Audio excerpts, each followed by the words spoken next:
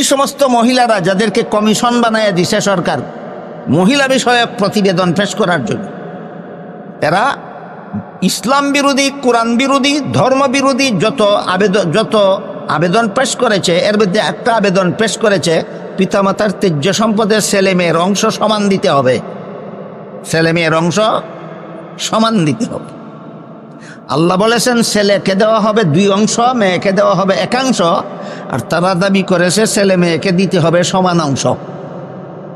সুতরাং তাদের প্রতিবেদনটা কোরআনের অনুকূলে না বিরুদ্ধে? তারা কি যুক্তি পেশ করেছে? যুক্তি হলো নারী পুরুষের সমান অধিকার চায়। এই যুক্তির ভিত্তিতে যেহেতু নারী পুরুষের সমান অধিকার দিতে হবে, কাজেই ছেলেকে যে পরিমাণ সম্পদ দেওয়া হবে মেয়েকে সেই পরিমাণ সম্পদ দিতে হবে। এটা সমান অধিকারের যুক্তিতে তারা এই দাবিটা পেশ করেছে। যুক্তি কোরআনের পক্ষে গেল না বিরুদ্ধে গেল? এইভাবে যারা আল্লাহর বিধানের বিরুদ্ধে যুক্তি দেয়, অতীতে দিয়েছে, বর্তমানে দিচ্ছে, ভবিষ্যতেও দিবে, এই সমস্ত যুক্তিবাদীদের সবচেয়ে বড় হেডমাস্টার আছে একজন। যারা আল্লাহর বিধানের বিরুদ্ধে যুক্তি প্রদান করে, এই সমস্ত যুক্তিবাদীদের একজন হেডমাস্টার আছে, হেডমাস্টার, প্রধান শিক্ষক, এটার নাম ইবলিস। আল্লাহর বিধানের বিরুদ্ধে যারা যত যুক্তি দেয় সবগুলি যুক্তিবাদীর একটা হেডমাস্টার আছে। হেডমাস্টারটার নাম হেডমাস্টারের ইতিহাসটা আগে শুনুন, বাকি কথা পরে বলি। আল্লাহ পাক রব্বুল আলামিন আদম আলাইহিস সালামকে সৃষ্টি করার পর ফিরিস্তাদেরকে আদেশ করেছিলেন সেজদা দিয়া সম্মান করো। সমস্ত ফিরিস্তারা আল্লাহর হুকুম পালন করলো, সেজদা দিয়া সম্মান করলো। ইবলিসকে যখন আদেশ করলেন আদমকে সেজদা দিয়া সম্মান করো, ইবলিস বলল বিধানটা যুক্তিসম্মত নয়।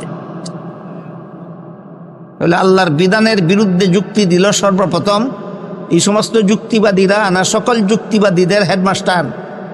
হেডমাস্টারের নাম ইবলিস। কেন আমার বিধান যুক্তিসম্মত নয়? ইবলিস বলে যুক্তি। এবার ইবলিসের যুক্তির বিবরণ শুনুন। ইবলিস বলে খালাক্তানি মিন নারিন ওয়া খালাক্তাহু মিন তিন। আদম সৃষ্টি করেছেন মাটির দ্বারা, ইবলিস সৃষ্টি করেছেন আগুন দ্বারা। মাটির মধ্যে অন্ধকার থাকে, আগুনের মধ্যে আলো থাকে। অন্ধকারের চেয়ে আলো ভালো, তাই মাটির তৈরি আদমের চেয়ে আগুনের তৈরি ইবলিস ভালো। ভালো হয়ে মন্দকে সম্মান করা যুক্তিসম্মত নয়। বলুন, ইবলিস এমনি অস্বীকার করলো না আল্লাহর বিধানের বিরুদ্ধে যুক্তি দিল? আল্লাহর গোটা সৃষ্ট জগতের মধ্যে আল্লাহর বিধানের বিরুদ্ধে ইবলিসের আগে আর কেউ যুক্তি দেয়নি। সর্বপ্রথম আল্লাহর বিধানের বিরুদ্ধে যুক্তি দিয়েছিল ইবলিস। এই যুক্তির কি কি পুরস্কার পাইল ইবলিস আগে আমরা একটু বুঝে নিই। এই ঘটনার আগে ইবলিস ৮০,০০০ বছর আল্লাহর ইবাদত করেছিল। বলুন কতদিন? ৮০,০০০ বছর আল্লাহর ইবাদত করার পরে আল্লাহ ইবলিসকে সমস্ত পৃথিবীর রাজত্ব দান করেছিলেন। বুঝে থাকলে বলেন, ইবলিস কোন দেশের রাজা ছিল? সমস্ত পৃথিবীর রাজা ছিল। জান্নাতে বসবাস করার ফ্যাসিলিটি দিয়েছিলেন। বসবাস করত কোথায়? জান্নাতে। যুক্তি দেওয়া মাত্রই আল্লাহ বলেন, তোর ৮০,০০০ বছরের ইবাদতের সওয়াব আমি ধ্বংস করে দিলাম। সমস্ত পৃথিবীর রাজত্ব তোর হাত থেকে ছিনিয়ে নিলাম। এক করে জান্নাত থেকে বহিষ্কার হয়ে ভবিষ্যতে চিরকালের জন্য তুই আল্লাহর অভিশাপে অভিশপ্ত। আল্লাহর একটা বিধানের বিরুদ্ধে যুক্তি দিয়া ইবলিসে পাইল 4টা পুরস্কার। বুঝে থাকলে বলুন, আল্লাহর একটা বিধানের বিরুদ্ধে যুক্তি দিয়া ইবলিস কতটা পুরস্কার পাইল? 1 নম্বর ৮০,০০০ বছরের ইবাদত গেল। 2 নম্বর সমস্ত পৃথিবীর রাজত্ব গেল। 3 নম্বরে জান্নাতে বসবাস করার ফ্যাসিলিটি গেল। 4 নম্বরে চিরকালের জন্য আল্লাহর অভিশাপ। কতদিনের জন্য? চিরকালের জন্য আল্লাহর অভিশাপ। এই ইবলিসের কাহিনী আল্লাহ কোরআনে বারবার বারবার বারবার বলেছেন। কেন? এই কথা বুঝাবার জন্য। কিয়ামত পর্যন্ত এই হেডমাস্টারের ছাত্র যারা হবে তাদের কপালেও তাই জুটবে হেডমাস্টারের কপালও যা জুটেছিল। এই হেডমাস্টারের ইতিহাস শোনার পরে এবার তাদের ছাত্রদের কথা বলি শুনুন। এই হেডমাস্টারের যত ছাত্রছাত্রী আছে দুনিয়াতে, এর মধ্যে একটা ছাত্রীর নাম ছিল তসলিমা নাসরিন। হেডমাস্টারের যত ছাত্রছাত্রী দুনিয়াতে আছে এর মধ্যে একটা ছাত্রীর নাম তসলিমা নাসরিন। তসলিমা নাসরিন বলে কোরআনের সূরা নিসার 11 নম্বর আয়াতে যে বলা হয়েছে ছেলে পাবে 2 অংশ, মেয়ে পাবে 1 অংশ, বিধান যুক্তিসম্মত নয়। কি যুক্তি? যুক্তি হলো ছেলে যেই বাবার সন্তান, মেয়ে সেই বাবার সন্তান। ছেলের মুখ আছে খাওয়ার দরকার, মেয়েরও মুখ আছে খাওয়ার দরকার। ছেলের শরীর আছে পোশাকের দরকার, মেয়েরও শরীর আছে পোশাকের দরকার। ছেলের জীবনযাপনের জন্য বাড়িঘরের দরকার, মেয়েরও জীবনযাপনের জন্য বাড়িঘরের দরকার। এমত অবস্থায় একই বাবার সন্তান হওয়া সত্ত্বেও ছেলেকে 2 অংশ দিয়ে মেয়েকে 1 অংশ দেওয়ার মানেই হইল নারী পুরুষে বৈষম্য করা, নারীদের প্রতি অবিচার করা। এই যুক্তি আমার জানা মতো বাংলাদেশে সর্বপ্রথম দিয়েছিল তসলিমা নাসরিন। পবিত্র কোরআনের সূরা নিসার 11 নম্বর আয়াতে যে আল্লাহ বললেন ছেলে পাবে 2 অংশ, মেয়ে পাবে 1 অংশ, এই বিধানের বিরুদ্ধে সর্বপ্রথম যুক্তি দিয়েছিল হেডমাস্টারের কোন ছাত্রী? তসলিমা নাসরিন। তখন বাংলাদেশের সমস্ত মুসলমান একসাথে গর্জে উঠেছিল। রাতের অন্ধকারে বুরকা পরে তসলিমা নাসরিন বাংলাদেশ থেকে পালিয়ে সুইডেন গিয়ে আত্মরক্ষা করেছিল। কিন্তু যাওয়ার সময় কতগুলি ডিম পেরে রেখে গেছিল বাংলাদেশে। সেই ডিমগুলি পরবর্তীতে ফুটেছে। তসলিমার ডিম ফুটা বাচ্চাদের মধ্যে ওই সমস্ত মহিলারা রয়েছে যাদেরকে বর্তমান অন্তর্বর্তীকালীন সরকার মহিলা বিষয়ক প্রতিবেদন পেশ করার জন্য কমিশন নিযুক্ত করেছে। এই সবগুলি মহিলা তসলিমার ডিম ফুটা বাচ্চা, সবগুলি মহিলা তসলিমার ডিম ফুটা বাচ্চা। তসলিমা যেই সুরে কথা বলেছিল এরা সেই সুরে কথা বলে। তাই আমরা এবার চুল সেরা বিশ্লেষণ করে বোঝার চেষ্টা করব তসলিমার যুক্তিটা অধিক শক্তিশালী না আল্লাহর যুক্তিটা অধিক শক্তিশালী। একটু রাহেন না বুঝা হা না করবেন না। তসলিমার যুক্তি বুঝলেন, আমি আল্লাহর যুক্তিটা আগে বুঝাই আপনাদের। কোন যুক্তিতে আল্লাহ বললেন ছেলে পাবে 2 অংশ, মেয়ে পাবে 1 অংশ? কোন যুক্তিতে তসলিমা এবং তসলিমার ডিম ফুটা বাচ্চারা বলে সমান সমান পাবে? সেই যুক্তিটা তো বুঝলেন। ছেলে মেয়ে উভয়টা একই বাবার সন্তান। ছেলের যেমন অনেকগুলি খরচের খাত আছে, মেয়েরও অনেকগুলি খরচের খাত আছে। তাই একই বাবার সন্তান হওয়া সত্ত্বেও ছেলেকে 2 অংশ দিয়ে মেয়েকে 1 অংশ দেওয়ার মানেই হইল নারীকে সুবিচার থেকে বঞ্চিত করা। এটা হইল তসলিমার যুক্তি, তসলিমার ডিম ফুটা বাচ্চাদের যুক্তি। এবার আল্লাহ কোন যুক্তিতে ছেলেকে 2 অংশ মেয়েকে 1 অংশ দিলেন ওই যুক্তিটা আগে বুঝি, তারপর আমরা তুলনামূলকভাবে বিচার করব তসলিমা এবং তার ডিম ফুটা বাচ্চাদের যুক্তি অধিক শক্তিশালী না আল্লাহর যুক্তি অধিক শক্তিশালী, সে বিচার পরে করব। আগে বুঝি আল্লাহর যুক্তি কোনটা। ইসলামের বিধান মতে ছেলের জীবনে খরচের খাত আছে 3টা। বলুন কটা? 1 নম্বর, ছেলে যেদিন থেকে সাবালক হয় সেদিন থেকে তার লালন পালনের দায়িত্ব তার নিজের। নাকি আপনাদের জানা মতো সাবালক ছেলেকে লালন পালন করা বাবার দায়িত্ব না নিজের? খরচের একটা খাত। যেদিন থেকে বিয়ে করলো সেদিন থেকে বউ ফেলার দায়িত্ব তার, গেল 2টা দায়িত্ব। যখন থেকে সন্তানাদি জন্ম হলো সন্তান লালন পালনের দায়িত্ব ছেলের। বলুন ছেলের জীবনে খরচের খাত কটা হইল?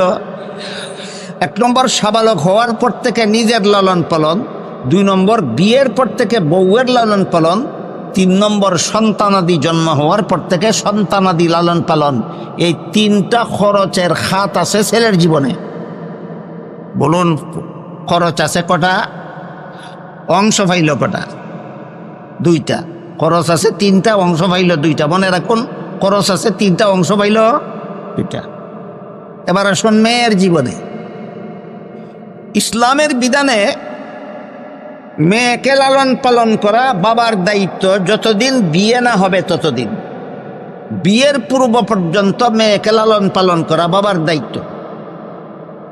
বিয়ের পর থেকে মরণ পর্যন্ত এই মেয়েকে লালন পালন করা স্বামীর দায়িত্ব। মেয়ের নিজের লালন পালনের দায়িত্ব নাই, স্বামী পালার দায়িত্ব নাই, সন্তান পালার দায়িত্ব নাই। মেয়ের জীবনে খরচের খাত নাই একটাও। মেয়ের জীবনে খরচের খাত নাই একটাও। ছেলে 2 অংশ পাইছিল, 3 খাতে খরচ হইয়া যায়।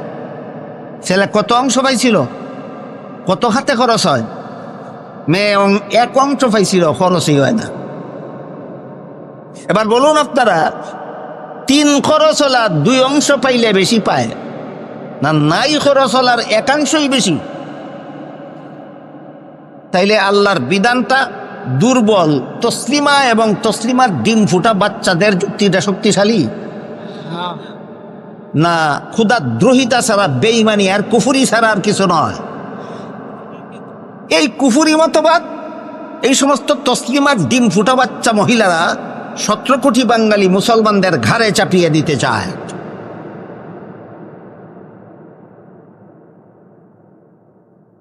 এই ধরনের তসলিমা মার্কা চিন্তা চেতনার মতো লোক, শিক্ষিত লোক বাংলাদেশে কেন তৈরি হয়? কারণ তসলিমা মার্কাদের হাতের তৈরি করা সিলেবাস স্কুল কলেজ ভার্সিটিতে পড়ানো হয়। তসলিমার মতো নাস্তিক্যবাদী এই বর্তমান সরকারের নিয়োজিত নারী বিষয়ক কমিশন, যত মহিলা নিয়োগ দেওয়া হয়েছে, এগুলি সবগুলি নাস্তিক, সবগুলি আল্লাহর বিধানের বিরুদ্ধে শয়তানি যুক্তি প্রদর্শন করে। কেন? এরা ওই স্কুলে লেখাপড়া করেছে, এরা সেই কলেজে লেখাপড়া করেছে, এরা সেই ভার্সিটিতে লেখাপড়া করেছে যেখানে মানুষ গড়ার কোনো শিক্ষা নয়। তাই আল্লাহ পাক রব্বুল আলামিন বলেন, আর রহমানু আল্লামাল কুরআন খালাকাল ইনসান, যার মর্ম হলো কোরআন শিক্ষাই একমাত্র মানুষ গড়ার শিক্ষা। কোরআন শিক্ষা ছাড়া দুনিয়াতে যত শিক্ষা আছে, তসলিমা নাসরিন যে শিক্ষা গ্রহণ করেছে, ডক্টর আহমদ শরীফ যে শিক্ষা গ্রহণ করেছে, নারী কমিশনের মহিলারা যে শিক্ষা গ্রহণ করেছে, এইগুলি মানুষ গড়ার শিক্ষা নয়। বাংলাদেশের সমস্ত মুসলমান একসাথে যখন গর্জে উঠল, তসলিমা পালিয়ে গেল সুইডেন।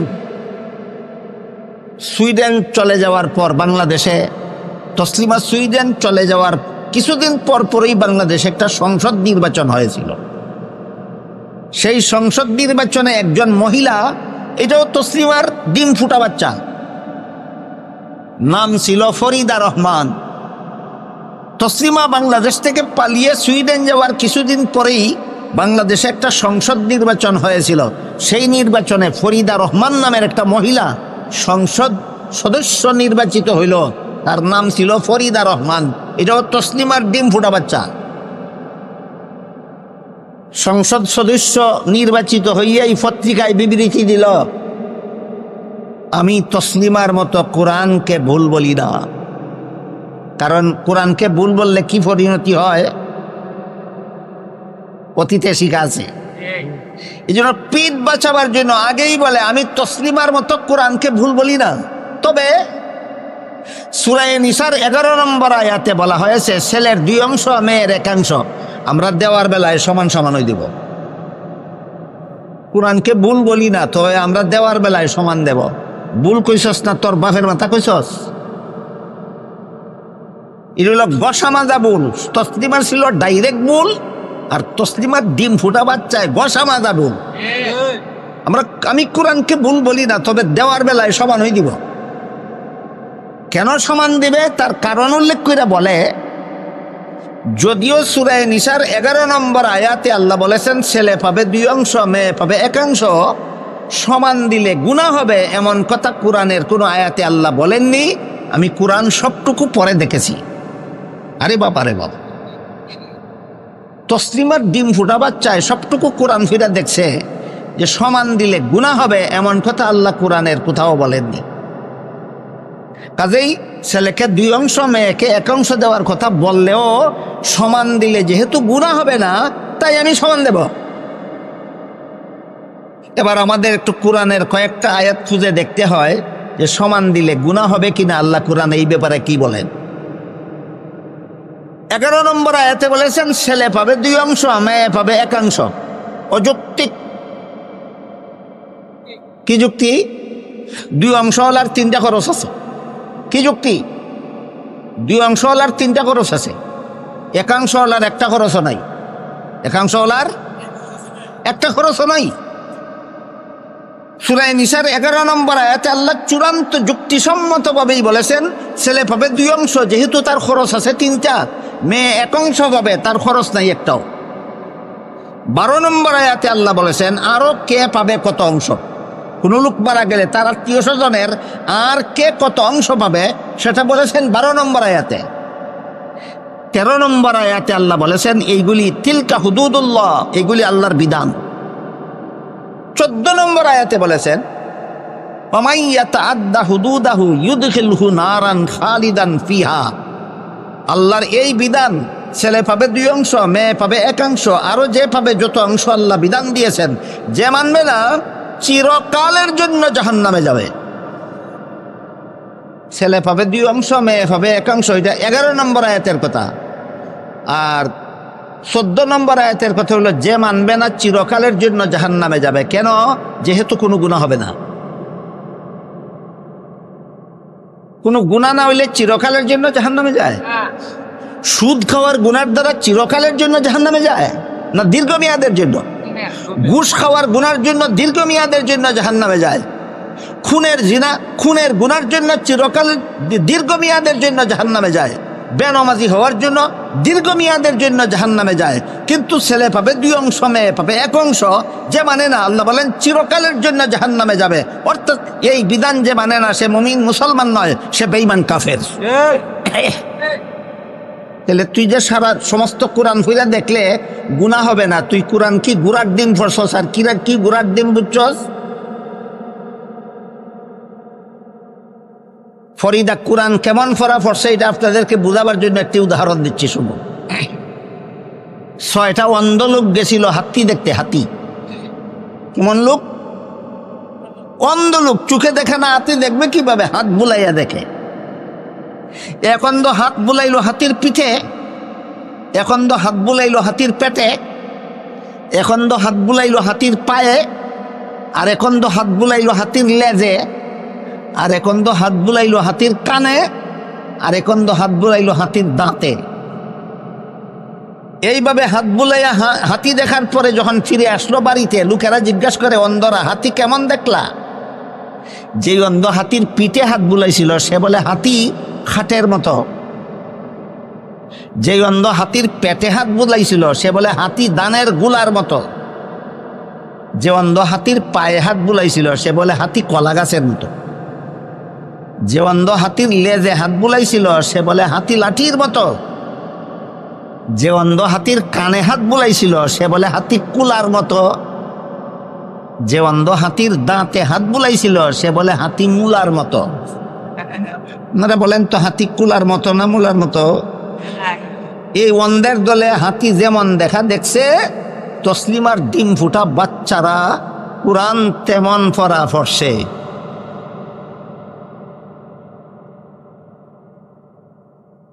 এরা 2 অংশ যাকে দেওয়া হয়েছে তার 3টা খরচ আছে, এটা বুঝে না।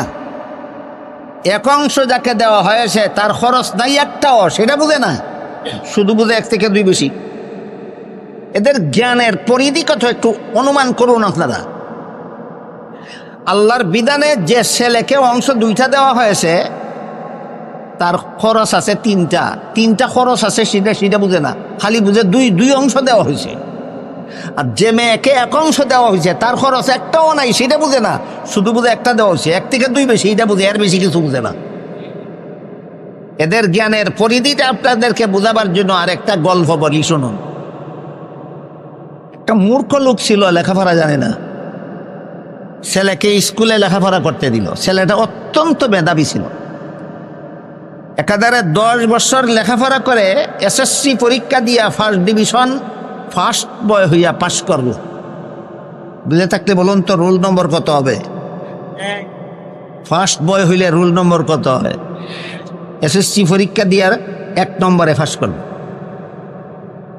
বলুন তো বাবা শিক্ষিত না মূর্খ? মূর্খ। বাপে কিন্তু 1 নম্বরে ফাঁস করলে পরীক্ষায় নম্বর বেশি পায় না 10 নম্বরে ফাঁস করলে পরীক্ষায় নম্বর বেশি পায়, এত কথা বুঝে না, শুধু বুঝে 1 থেকে 10 বেশি। ফল ঘোষণার পরে মূর্খ বাপে ছেলেকে জিজ্ঞাসা করে, পরীক্ষা যে দিছিলা ফাঁস করছ? ছেলে বলে ফাঁস করছি। বাপে জিজ্ঞাসা করে কত নম্বরে? বলে 1 নম্বরে। বাপে কয় বেটা সর্বনাশ করছস। কি সর্বনাশ করলাম? ও পাশের বাড়ির ছেলেটা তোর সাথে পরীক্ষা দিয়া সে তো 10 নম্বরে ফাঁস করলো, তুই এত কম নম্বরে ফাঁস করলি কেন?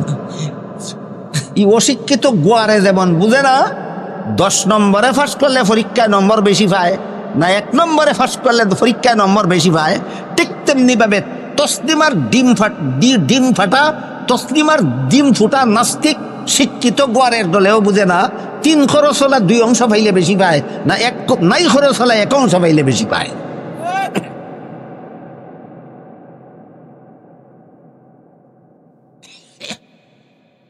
হাকিমুল উম্মত হযরত আল্লামা আশরাফ আলী থানভী রাহমাতুল্লাহি আলাইহি আল মাসালিহুল আকলিয়া নামক কিতাবে লিখেছেন, ইসলামে এমন কোনো বিধান নাই যার পক্ষে চূড়ান্ত কোনো যুক্তি নাই, কিন্তু ইসলামের সকল বিধানের যুক্তি বোঝার যোগ্যতা সকল পণ্ডিতের মাথায় নাই।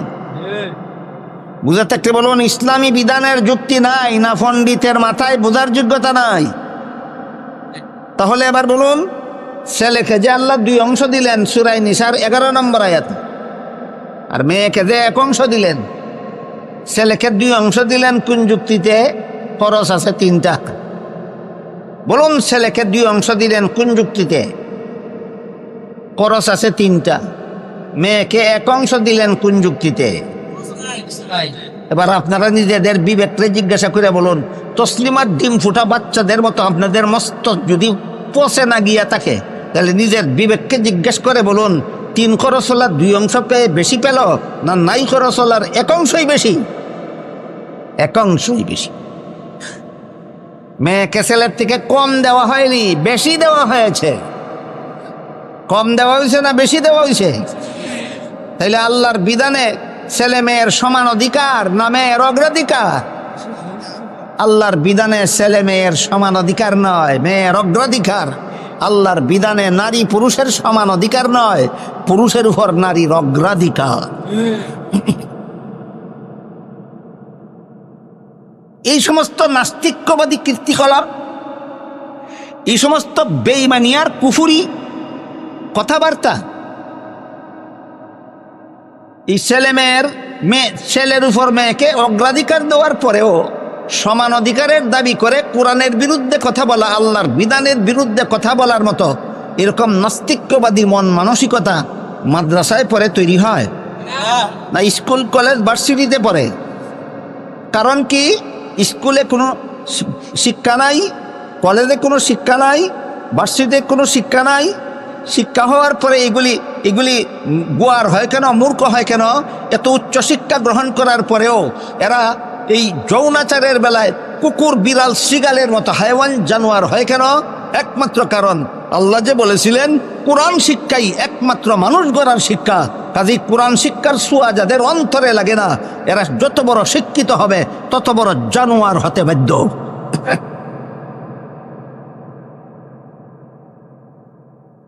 এবার আরেকটি কথা বলে আজকের মতো আমি কথা শেষ করতে চাই, সেটা হলো একদল মানুষ হলো কোরআন শিক্ষায় শিক্ষিত, এরা জানোয়ার হওয়ার কল্পনাও করা যায় না। আর একদল মানুষ কোরআন শিক্ষায় শিক্ষিত নয়, কিন্তু এদের অন্তরটা কোরআন শিক্ষার আলোতে আলোকিত। পার্থক্য আছে না? একদল সরাসরি কোরআন শিক্ষায় শিক্ষিত, আরেক দল সরাসরি কোরআন শিক্ষায় শিক্ষিত নয়, কিন্তু এদের অন্তরটা কোরআন শিক্ষার আলোতে আলোকিত। প্রথম দল জানোয়ার নয়, দ্বিতীয় দল জানোয়ার নয়, উভয় দল মানুষ। কিন্তু যারা কোরআন শিক্ষায় শিক্ষিতও নয়, যাদের অন্তর কোরআন শিক্ষার আলোতে আলোকিতও নয়, তসলিমা নাসরিনের মতো আর তসলিমা নাসরিনের ডিম ফুটা বাচ্চাদের মতো, কোরআন শিক্ষায় শিক্ষিতও নয়, কোরআন শিক্ষার আলোতে যাদের অন্তর আলোকিতও নয়, এরা যত বড় শিক্ষিত হবে তসলিমার মতো তত বড় জানোয়ার না হয়ে পারে না।